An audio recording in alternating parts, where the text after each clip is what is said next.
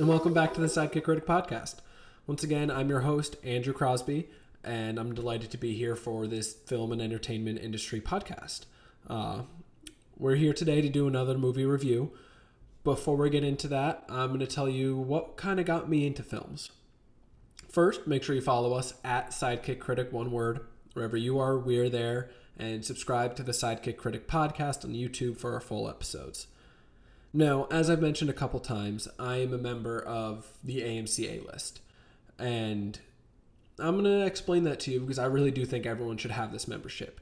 It's $25 a month I want to see, and you can see up to 3 movies every week at no extra cost. You pay that and you can see 3 movies a week. I originally signed up for this membership pre-COVID in 2018, 2019, somewhere around there. And that started because I love Marvel. I love the Marvel movies, and they're coming out with so many. And I was seeing them by myself. I was seeing them with a friend or multiple friends or groups of friends. And I was going multiple times for each because I started to realize there's some movies that I don't want to only be able to see in theaters one time. I want to be able to enjoy it a couple times in the way it's meant to be enjoyed in theaters and not be distracted by my phone and whatnot. So I signed up for this A-list. I started seeing a bunch of movies and I really enjoyed it. And then COVID hit. And I stopped seeing a bunch of movies. I would go when I could, as there were very few released and theaters were closed. In 2021, theaters started opening up again. I started filtering in and out Marvel movies, a film here or there. And then in June of last year, 2022, my girlfriend and I, there were a couple movies coming out we wanted to see. And we realized, $25 a month, we can get out of the house minimum once a week, if not 3 times a week, at no extra cost. It's a great, affordable, and cheap way to get out of your house and to take new content in together. She had never been a huge fan of movies. She preferred shows. She didn't like sitting there for the 2+ hours, and I get it. It's not everyone can do it. Now that's changed. It's been 7 months since we signed up. My second time signing up, and if we go a week without seeing a movie, she'll ask me, what movie are we going to see? What's next? I want to be at the theater.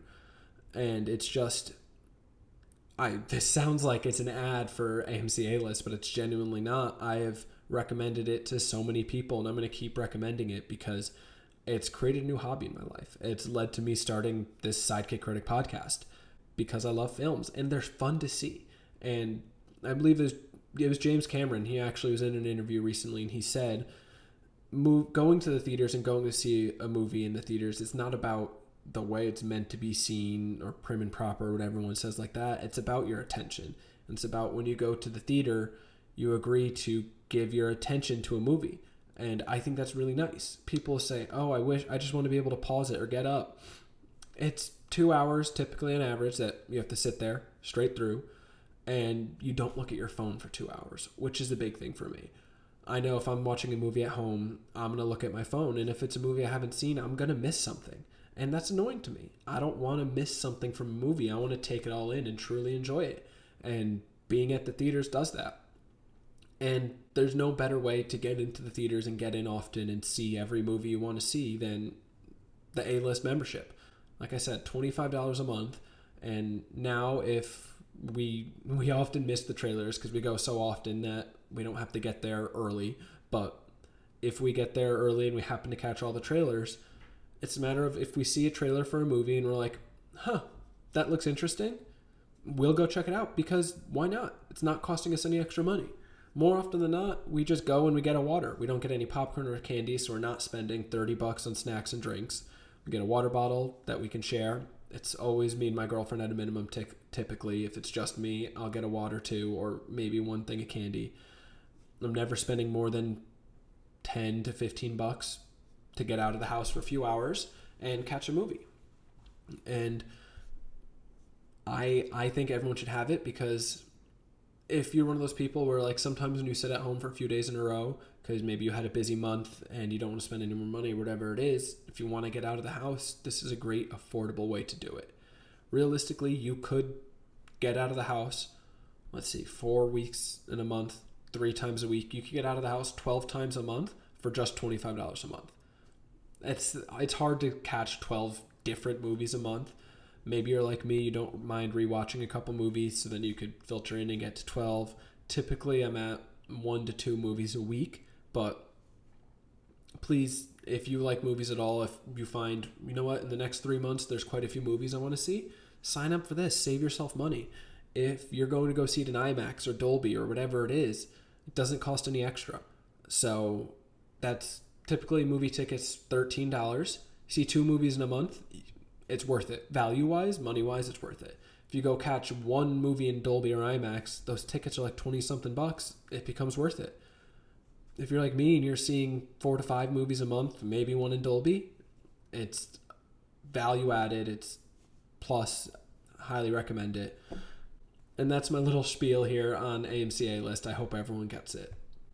The movie we're going to talk about today is going to be A Man Called Otto. This came out Martin Luther King Jr. weekend. I could say some stuff now, but I'm going to save it for the review. So without further ado, here's my review for A Man Called Otto. So we're here today to talk about A Man Called Otto. We're going to just get right into it. We're going to start by rolling out the red carpet.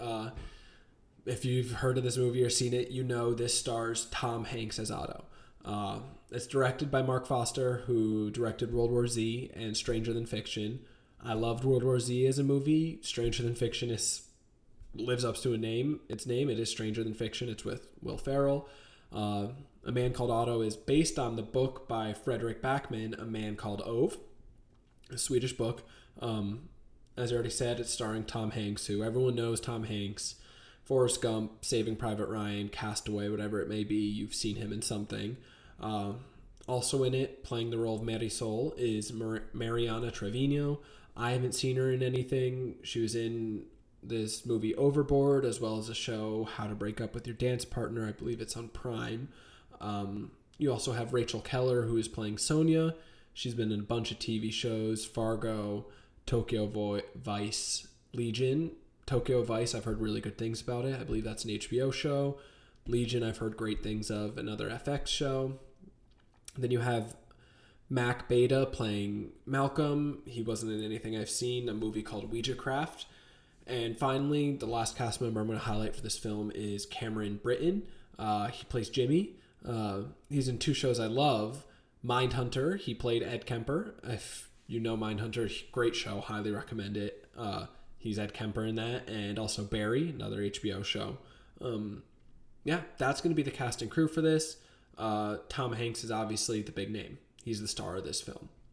So now we're going to go on to our 1-minute review. I'm going to take 1 minute here, and I'm going to review this movie as quick as I can. So, for my 1-minute review, this movie is something I call the perfect A-list movie. I'm giving it a 6.5 out of 10. It's one of those movies where if I didn't have my A-list membership, I would have never seen this. I wouldn't have paid for it. If I had paid for it and I walked out of the theater, I would have thought that is kind of a waste of money. The movie was a lot sadder than I expected it to be based from the trailer, but it was incredibly heartwarming. A little slow at times, but it did keep my interest. It was about this man called Otto, and he's grumpy. But from the trailer, you can see there's more to his grumpiness, and he starts to warm up as he gets new neighbors and become a nicer gentleman. It's Tom Hanks. It's just a Tom Hanks movie. I think some people are going to love it. Some people are going to hate it, but Tom Hanks is very good in this film. I enjoyed him. I enjoyed a lot of the supporting cast. So that's my 1-minute review for A Man Called Otto. I'd wait to watch it at home. Once again, 6.5 out of 10. Okay, so after a 1-minute review, we go into our ticket seller segment where I'm going to tell you what sold tickets for this film. And there's no question, it's one thing and one thing only. One person, it's Tom Hanks. Tom Hanks has that draw on theaters now where if he's in a movie, it's likely people will go see it. And he's what's selling tickets for this film. Yes, it looks cute, and after the trailer, I even thought, oh, that's a cute movie, I think I want to see it, but Tom Hanks is really what sells. Is it worth seeing? Is it just a cute movie that I can wait to watch at home, or do I want to go see it in theaters? And loving Tom Hanks as an actor, I said, you know what, I'm going to go see it. And that'll continue to happen for most Tom Hanks movies. I'm going to go see it. His movies are usually successful. because he is who he is. So I personally am of the opinion that this doesn't need tickets sold for it, but people are going to buy it. When I went to see it, the theater was pretty packed. I want to say there's maybe 15, counting myself and my group, 15 to 20 people in the theater, which is a decent number. I've been in theaters with just one other person. I've been in theaters that are fully packed. This was right in the middle there. Tom Hanks selling the tickets. Yes, it's a cute movie, but you're not going to bring your kids to it. There's nothing that's really drawing you. It's not a Marvel film. It's not funny. The trailer's nothing incredible. It's Tom Hanks is getting you into the theater. If you like him, you'll go watch it. As always, on the flip side of ticket sellers is flops. This movie is a little bit of a flop. We'll get to that in a minute. Why I think the movie is a flop is from the trailer, I didn't think it really looked interesting from the trailer. I thought it looked cute. I thought it would be a great movie to watch at home on a Sunday when you're bored with looking for something to do, but it didn't blow me away. It's not doing much to attract you into the film and say, I need to see this. It's a must watch. It's just looks like a movie that was put out there for Tom Hanks wanting to make money. And it also, I think the movie is attracting more of an older crowd. My group, my girlfriend, myself, and our friend, by far the youngest people in the theater. It's definitely drawing an older crowd. I think Tom Hanks is approaching that stage where he draws a little bit of an older crowd away from his critically acclaimed roles. But the movie doesn't have a lot. Nowadays for theaters, you need something to get you there. To make it a success, you need something to draw you. Like there's the Marvel, you can't miss it. There's what we recently talked about, Megan. The trailer really got you into the film, and this didn't quite have that, unfortunately. And we're going to move on because as we're talking about flops, we have to look at it by the numbers. This movie is a little bit of a flop by the numbers. The budget on it is huge. $50 million budget. It's pretty large. I think part of that probably comes from Tom Hanks being in it. He's the prototypical A-list movie star now. Almost everyone knows Tom Hanks' name, and you know what he's been in. Forrest Gump, Saving Private Ryan, Castaway, Saving Mr. Banks, whatever it is, you know Tom Hanks, Seattle, Sleepless in Seattle, something like that. But that's a big budget for a movie like this that you can't expect to make a ton of money, and it really hasn't. The opening weekend was a 4-day weekend for Martin Luther King Jr. Day, only did $12.8 million, which was third behind Avatar: The Way of Water and Megan. Its second weekend, Megan did $18 million. And usually you see quite a big drop off in a new movie. Unless you have something like Avatar out, it'll be Avatar would stay one, and whatever's newly released, especially for a 4-day weekend, is going to move into that 2 spot. This couldn't even push Megan out of 2. So far, as of the 22nd and recording this, the movie's only done $38 million. As I talked about, movies often need to hit 2 to 3 times their budget to be profitable. They're splitting revenue with theaters. Marketing and promotional costs often aren't accounted into the production budget that you can find online. So $38 million on a $50 million budget. Financially, this movie is a flop. I think critically it's not a flop. I think people will enjoy it, but it is a financial flop, unfortunately, and that's just going to be what it is. And that's the numbers for this film. There's not much more that needs to be said. That is by the numbers for A Man Called Otto. And you heard about our ticket sellers. You heard about why it's a flop. You saw me roll the red carpet. You heard my 1-minute review. Now we're going to go into the spoiler section, where I'm going to break down the movie a little bit more and explain my thoughts on it, look at some deeper themes, and talk about the plot. So if you're not interested in spoilers, this is your time to leave. But if you've seen the movie, if you don't care about spoilers, if you have no interest in seeing it, let's dive right into our in-depth review. As I said, this movie is a perfect A-list movie because it wasn't anything spectacular. It also wasn't what I expected, I will say. The trailer made it look really cute and was a lot sadder than I expected it to be. Following the plot, it starts, you're following this man Otto, who's clearly alone. He's at a hardware store to buy rope and a ceiling mount, and he's grumpy. He's upset that they charge the rope by the yard. He's buying 5 feet. They're charging him for 6 feet. very grumpy man. He's buying a rope, and it quickly becomes apparent he's buying this rope to kill himself. He's calling his power company, his phone company. He's calling everyone and saying, cut it off. I don't want any more service. It's time for it to be done. It's winter, and he's just saying, cut my power off. Gas is off in 3 days. Fine by me. Let it turn off. I don't care. And you're not quite sure why, but this man is alone, and he seems sad, and he's grumpy. And as he's about to hang himself, he's interrupted because he sees his neighbors across the street, new neighbors, failing to back up a trailer. And that kind of becomes the theme of this movie, where Otto keeps trying to kill himself, but he keeps failing because his new neighbors, starring Mariana Trevino as Mary Soul, keep getting in the way. And as this progresses, he tries a new method. He becomes closer and closer with them, especially with Maddie Soul and her daughters, as she brings him food that he really likes. And he returns the container, says he loves it. Next day, he tries to poison himself with carbon monoxide. Or he's at the train station debating killing himself when a man falls on the tracks. Otto's the only one to jump down and save him, and then nearly just stands there and lets the train hit him before another Good Samaritan helps him and pulls him up off the tracks. And I was not expecting that. I think the trailer had maybe one scene where you see Otto's grumpy and all this, and he approaches the edge of the train station. I believe there were 3 or 4 suicide attempts in this film, which is a lot darker than I thought it was going to be. I had no idea that was coming. It surprised me, but I think it had a lot to say.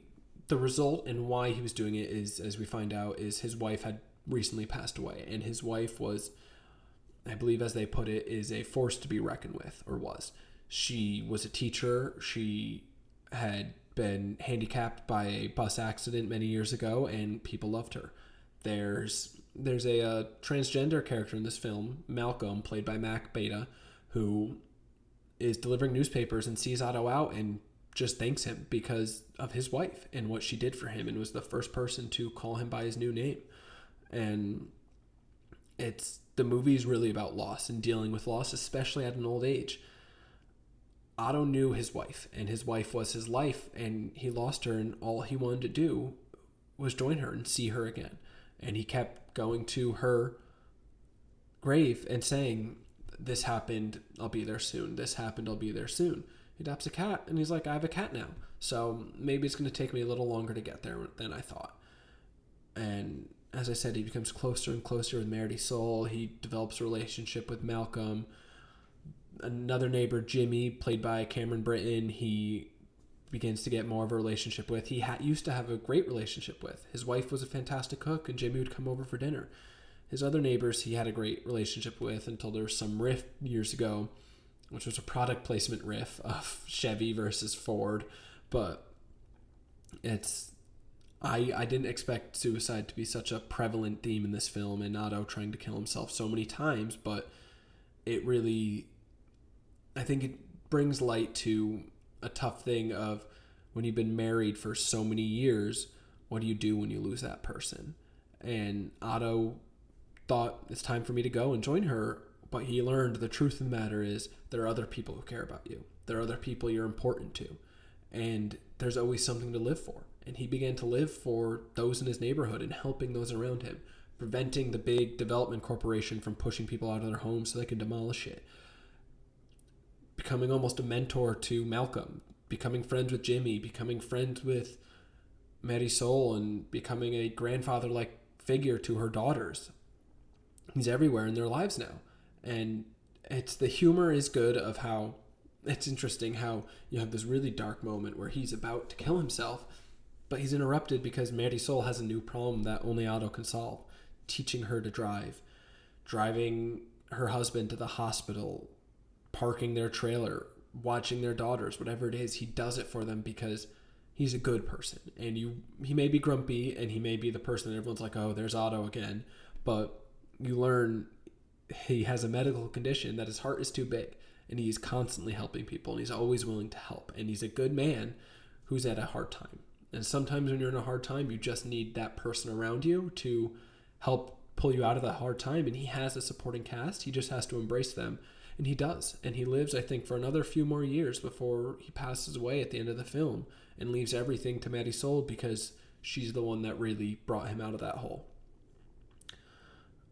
And that's going to be my in-depth review for this film. Like I said, as I was talking about it here, I realized I did enjoy this more than I thought I did, but it's not going to stick with me too much, I don't think. It's, as I said, it's the perfect A-list movie. I never would have paid to see this film. Had I not had this membership, I would not have bought a ticket to go see it. I would have thought, that looks cute, I'll watch it at home. I have the membership though, so I went to go see it, and I'm happy I saw it with the membership and didn't pay for it. I enjoyed it, but it didn't blow me out of the water.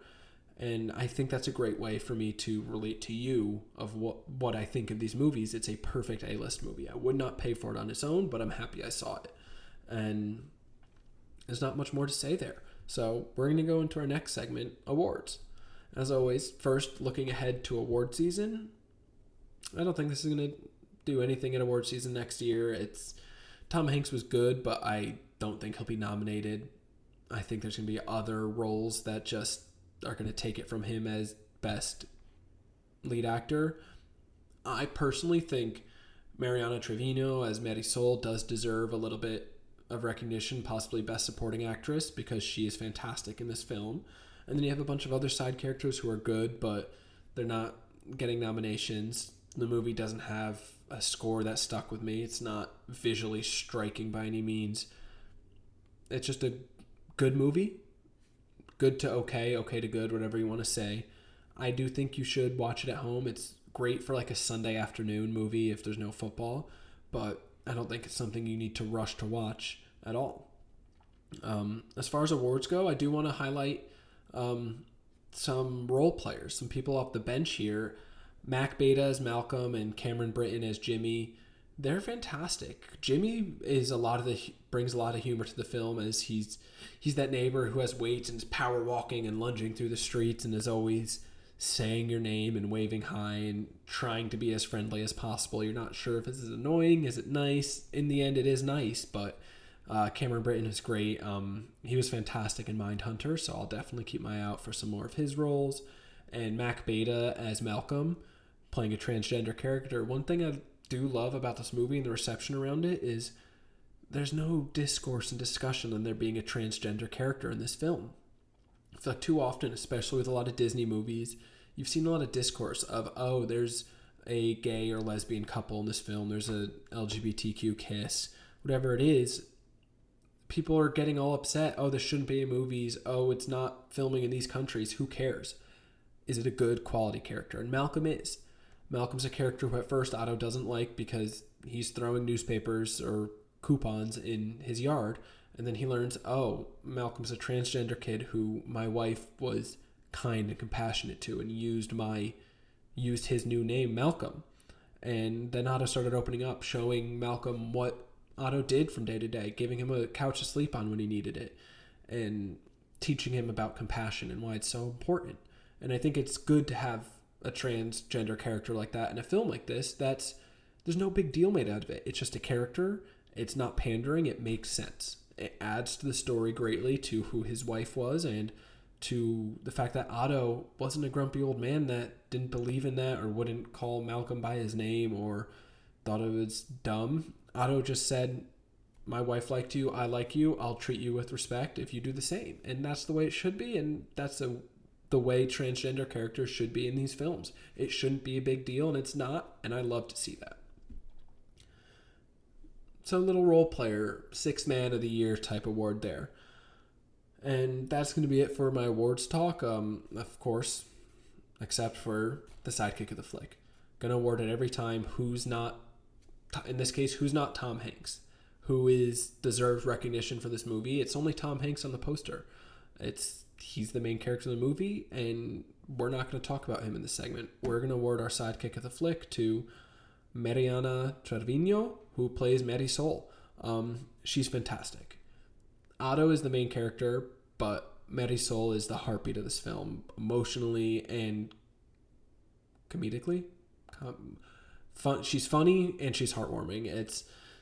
Throughout the film, she's a Hispanic character. She filters in and out of Spanish constantly. In the same sentence, she'll use both, and it's very natural. I've known people who talk like that, so that feels real. She cares about cooking. She cares about her family. She's a genuine character. It's when Otto makes her upset, she doesn't just forgive him. She has to wait for him to earn it. She looks after him, but if he doesn't want it, she will walk away. She asks for help when she needs it, but also does things herself. It's a character that felt real. And it takes a lot to bring that to a role, and Mariana Trevino did a great job bringing that to that role. It's making me want to check out the show she was in, How to Break Up with Your Dance Partner. She created this one character who at the same time is funny, kind, protective, sweet, a mother, a friend, a neighbor, all of it, a wife, all at once is brought to life. It's by far, I walked out of that movie, and throughout the movie I was thinking, Mariana Trevino is the highlight of this film, and there's no question in my mind that she was, and she deserves more attention for this film. I personally would like to see her get possibly a supporting actress nominee because she's fantastic. It's very well done. The emotion she can convey when Otto tells her what he's been doing and why he was rude to her, and when Otto does pass away at the end, it hit me. It was sad. I teared up a little bit because she controlled the screen. She was a force on the screen in this film, and I'm very much looking forward to what else she is in because she is fantastic there. And that's going to be it for A Man Called Otto. So I hope you liked our Man Called Otto review. As I mentioned at the top of the episode, AMC A-List, that film was the perfect A-List film. There's a lot of movies I'm going to say are in that vein. Because I wouldn't have paid for a ticket, but I'm happy I got to see it in theaters and watch it. Some movies, you won't know that they're on streaming, so you'll never get to watch it. I feel like A Man Called Otto will be one of those where you're not going to hear, oh, it's finally being released on streaming. It's just going to be there one day, and it might be years before you watch it, or it might bounce around streaming services, whatever it is. The perfect A-list movie. And again, as I said, please sign up for A-List. It's theaters. People keep saying theaters are dying. I don't see that personally. Most theaters I go to have at least 10 people per showing, but per showing I'm in, of course. But it's something like this is very good for movie theaters, and it gets more people into them, and it'll encourage more movies to be released in theaters, which is what I care about. I don't like watching movies at home anywhere near as much as I like watching them in theaters. I like giving it my full attention, and I can't do that at home. It's just a product of the society we live in. There's too much going on, and our smartphones, I'm going to be looking at it if I'm watching a movie at home. So, AMC A-List, please sign up. A Man Called Otto, 6.5 out of 10, the perfect A-List movie. It's the kind of stuff you won't see if you don't have a membership, and I think you should see because it does have something to say. And it said it very well, and I enjoyed it. Probably won't ever watch it again, but I did enjoy it, and it was cute. So, that's going to be it for today's episode. As always, wherever you are, I'm there. Instagram, TikTok, Twitter, at Sidekick Critic, one word. Please make sure you go and follow me. Please make sure you subscribe to the YouTube channel, the Sidekick Critic Podcast, also at Sidekick Critic. That's where you're going to get full episodes like this one.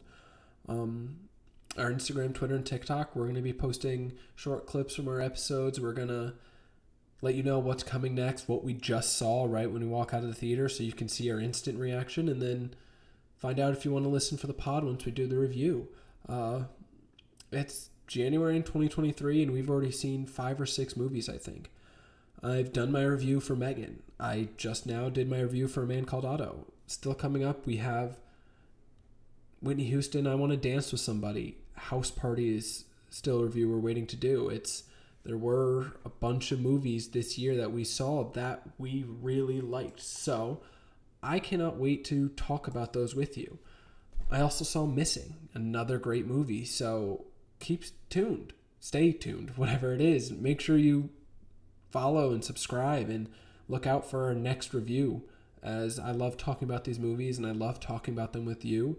Maybe I'll bring on my girlfriend or a friend I caught the movie with from time to time to talk about these movies if they really liked them. Otto's right in the middle of the 5 movies I've seen so far this year. It's probably number 3. And that's okay. Not every movie is going to be a stunner. It's not going to be in my top 10 at the end of the year, but it was enjoyable. I think Megan will be in my top 10. I think Missing has a chance to be one of my top murder mysteries of the year. Murder mysteries, one of my top mystery movies of the year. I think House Party has a good chance to be at the bottom of the list, and I think Whitney Houston's another average one, but you'll be able to hear my full in-depth thoughts on those when I give you my movie review on those. And I 100% will, because I love talking about these. And I love highlighting the sidekicks, and I'm going to do that for each of those films. I already have them in mind. I like to think about them for a couple days, but usually when I walk out of the theater, I know this person deserves more attention. For A Man Called Otto, it was Mariano Trevino. She was fantastic as Marisol, and I hope you look for her in her upcoming works. And on top of that, I hope you subscribe. I think Missing or House Party is going to be my next movie review, but I could change my mind last minute and do Whitney Houston. But you know how you can find out? You can follow me on Instagram, Twitter, and TikTok at Sidekick Critic. You can subscribe to my YouTube channel where my full episodes will be posted, and that's about it for today. So I can't wait to see you next time, and thanks for joining us on the Sidekick Critic.